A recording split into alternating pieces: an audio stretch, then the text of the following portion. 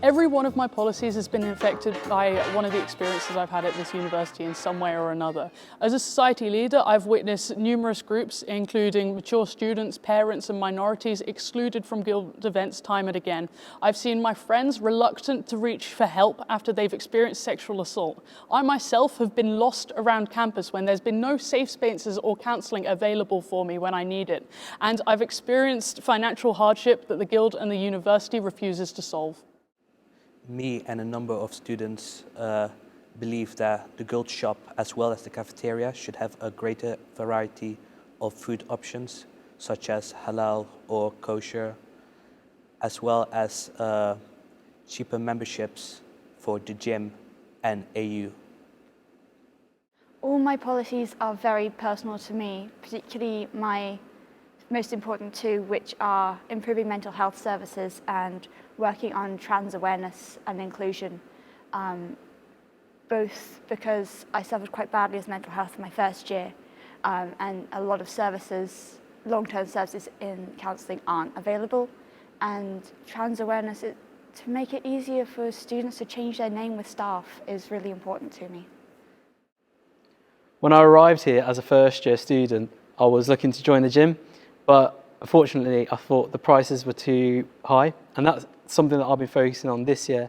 I will continue to do so to get cheaper monthly memberships. I also thought laundry was a bit expensive. It's a bit of a hidden cost. They don't tell you about it when you join uni, and suddenly you just got to pay extra for washing. So I've had first-hand experience of using the counselling service and feel like the current 5-session cap per student just isn't enough sometimes. Also, because I experienced module registration issues caused by the university, I took a year out of my degree, which I don't want anyone else to have to go through. So those two experiences have in turn affected my manifesto's priorities. So everything that I'm trying to change is everything that I've actually been through myself, and that's why my manifesto tackles 5 key student issue aims, and that means tackling mental health, reducing university costs, representing minority groups better, ensuring that students feel safe to and from campus, and introducing innovative ideas that will utilise resources better. Really, there's something for everyone. Right, I think as a student of human resource management, I've had a lot of insight about the intricacies of dealing with people and dealing with problems at work and the environment. So this has given me a lot of know-how to be able to deal with this kind of situation promptly. Well, having a weird accent, as you can hear, I had to find alternative ways to connect with people since, well, speaking was a bit tough. And I really, really appreciated the way societies are handling the integration. A bit like a big family. And I want to translate that into the way the Guild is handling new students, Freshers Week, and all this stuff. My experiences from university, from first year through second year to third year, have shaped my policies. But not only my experiences, the experiences of my friends, colleagues, course mates, a lot of people I've interacted with, members of AU, people who have benefited from a stronger mental health and sexual support system, from living in halls and needing financial and housing support myself. So my policies are a reflection of my experiences, but also things I would have wanted throughout university and what I want people to have from their university experience. So pretty much all of the policies in my manifesto stem from things that I've experienced a need for myself over the last 4 years. I've been through the mental health support system myself, so although I've seen where it's very good, I've also seen the big gaps where it could use some big improvements. My work with the Dance Society has shown me the huge need for better performance spaces and better spaces in general in the Guild, and how we can simplify paperwork, room bookings, and I have a wheat-free diet, so I just really want a Guild burrito.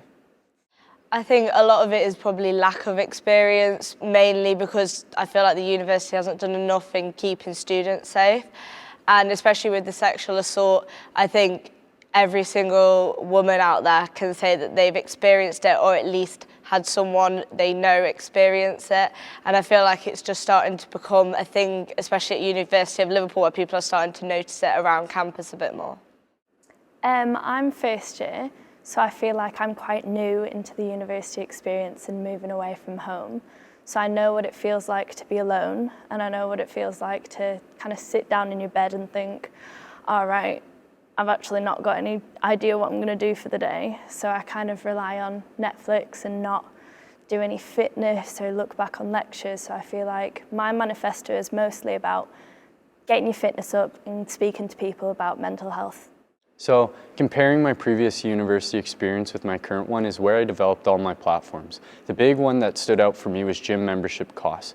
Right now, along with myself, 90% of the gym is paying the premium membership to access all the facilities, but we only use the weight room.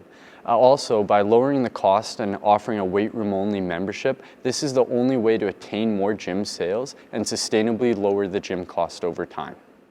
I think there are a lot of preventable flaws with university life, and in particular mental health. The mental health services at this university are seriously lacking, and I think putting a mental health specialist into first year accommodation would be really beneficial, and it would have really helped me in my first year. I think safe accommodation for second and third years speaks for itself, and £3 entry fees is just going to save us all a bit of money. All of my policies directly come from my experience at university. Me personally, I'm in the SAUSA committee, so making life easier for societies is something that comes from my experience of working with the Guild through that. Also, I personally sit in the Guild nearly every day for lunch, so making Guild facilities better, cheaper food and drink comes from that. And there's been a few times where I've been stuck in town, not been able to get a taxi home, so that comes from that.